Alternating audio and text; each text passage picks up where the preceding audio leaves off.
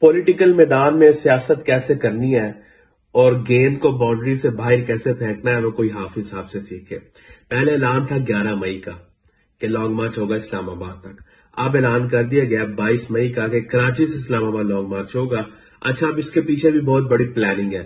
جو لوگ یہ کہتے تھے نا کہ تحریک جو ہے 14 مئی کا الیکشن ڈیلے کرنے کے لیے آ رہی ہے، حافظ صاحب نے ایسا سکسر مارا ہے نا ان کے منہ پہ کہ اب انہیں کہا کہ لو پترو تمہارے پاس ہے ٹائم قیامت تک، الیکشن کا جو ہے کروا سکتے ہو کروا لو اور اپنا پورا زور لگا لو، ہم جو ہے لانگ مارچ بعد میں کر لیں گے۔ دس از دا ریئل پالیٹکس، سے کہتے ہیں سیاست کرنا۔ کمال ہے حافظ صاحب آپ کی سوچ کو۔